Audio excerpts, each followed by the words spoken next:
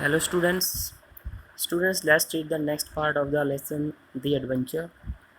कल हमने पढ़ा था कि जो पेशवा थे वो युद्ध में जीत गए थे, उनका शासन अच्छी तरह से स्थापित हो गया था और जो ईस्ट इंडिया कंपनी थी उसके प्रभाव क्षेत्र को घटा दिया गया था। तो नेक्स्ट पढ़ते हैं।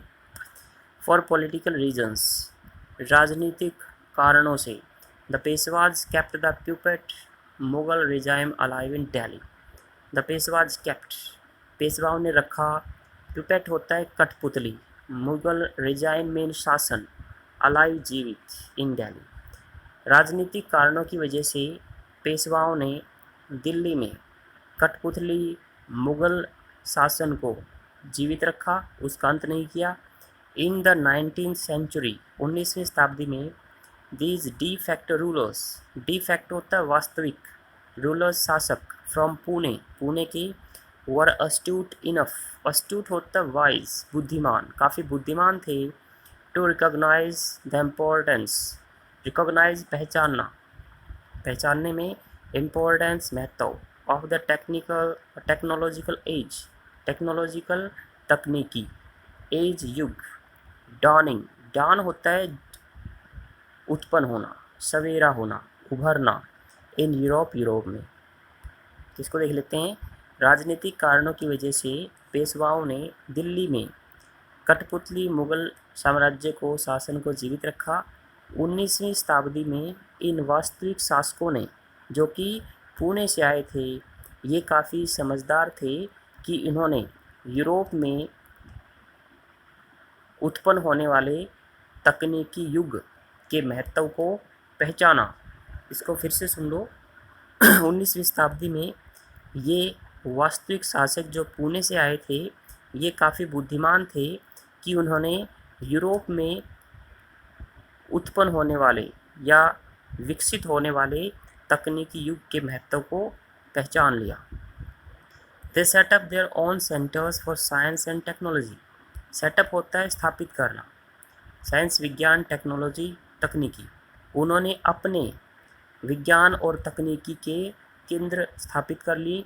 हियर, यहाँ, द ईस्ट इंडिया कंपनी सा अनदर अपॉर्चुनिटी, यहाँ पर ईस्ट इंडिया कंपनी ने देखी, अनदर अपॉर्चुनिटी, दूसरा अवसर, टू एक्सटेंड, एक्सटेंड फैलाना, बढ़ाना, इट्स इन्फ्लुएंस, अपने प्रभाव को।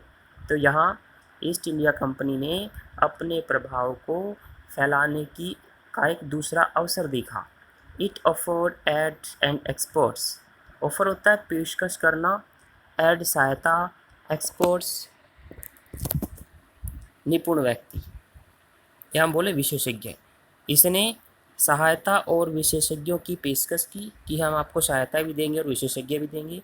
देवर एक्सेप्टेड, उन्हें स्वीकार किया गया, ओनली, सिर्फ, to make the local centres self sufficient, self sufficient, आत्मनिर्भर, तो उन्हें केवल स्थानीय केंद्रों को आत्मनिर्भर बनाने के लिए ही स्वीकार किया गया। The 20th century brought about further changes inspired by the West.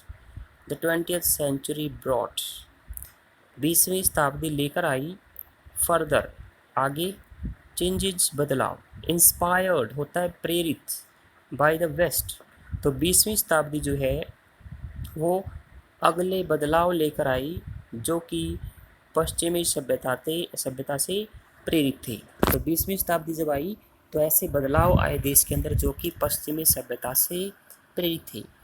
India move towards a democracy, move होता है जाना, टुवार्ड्स की तरफ, डेमोक्रेसी लोकतंत्र, भारत लोकतंत्र की तरफ गया, या हम कहें भारत लोकतंत्र की तरफ बढ़ा आगे। बाय देन, तब तक, the पेशवाज had lost their enterprise, lost mean खो देना, एंटरप्राइज उद्योग धंधे, तो उस समय तक पेशवा जो थे उनके उद्योग धंधे ठप हो गए थे। And they were gradually replaced by democratically elected bodies, gradually, धीरे धीरे, और धीरे धीरे उनको रिप्लेस्ड, बदल दिया गया, डेमोक्रेटिकली, लोकतांत्रिक रूप से, इलेक्टेड, चुने हुए, बॉडीज, संस्थाएं। तो उस समय तक पेशवाओं के उद्योग धंधे ठप हो गए थे और धीरे धीरे उनको बदल दिया गया लोकतांत्रिक रूप से चुने हुए संस्थानों के द्वारा। The sultanate at Delhi survived even this transition. The sultanate at Delhi, Delhi की जो सल्तनत थी, सर्वाइव बची रही, जीवित रही, इवन दिस ट्रांजिशन होता है बदलाव।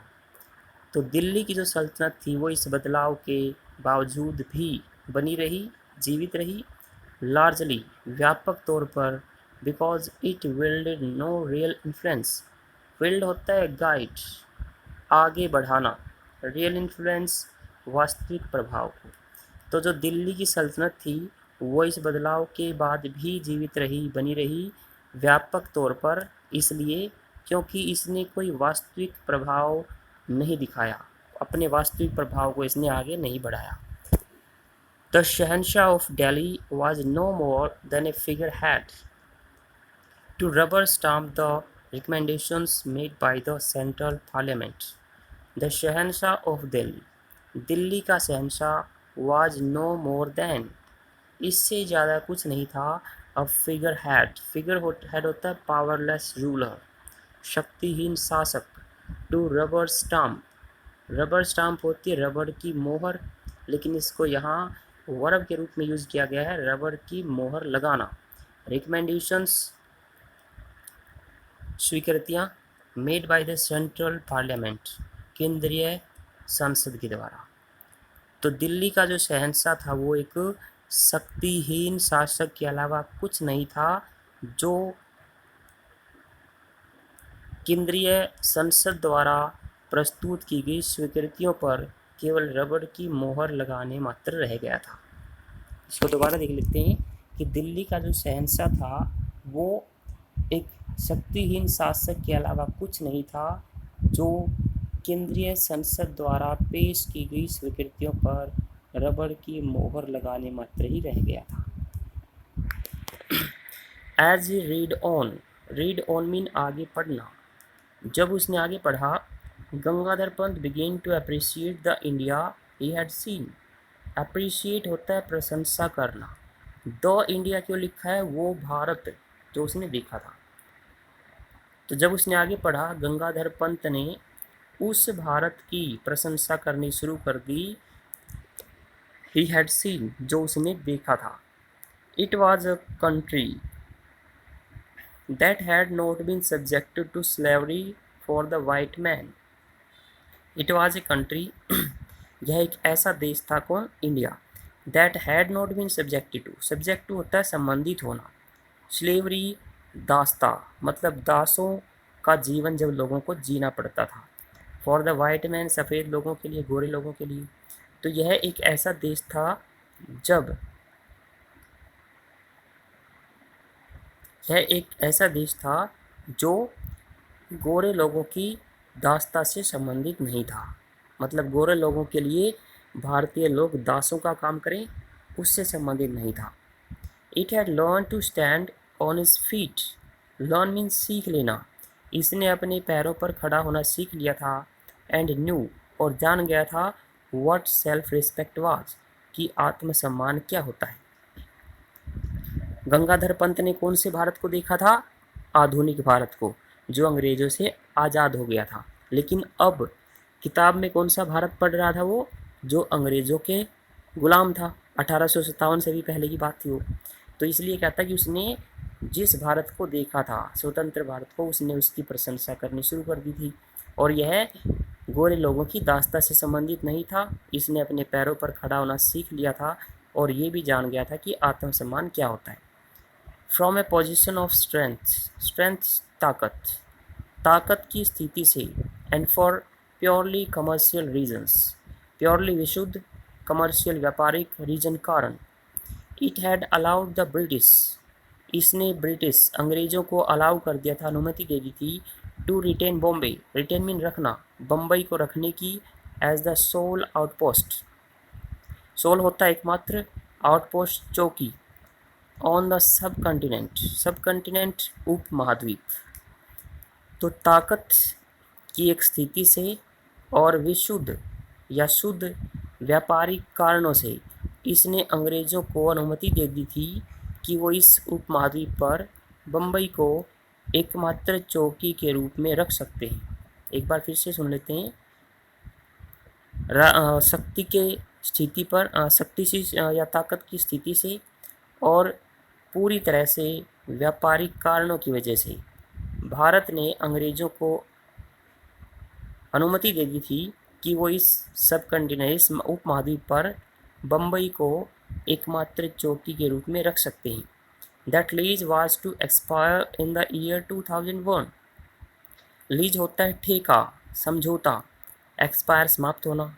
यह समझौता 2001 में समाप्त होना था according to a treaty of 1908। Treaty संधि तो 1908 की एक संधि के अनुसार यह समझौता 2001 में समाप्त होना था। तो आज के लिए इतना ही। Thank you.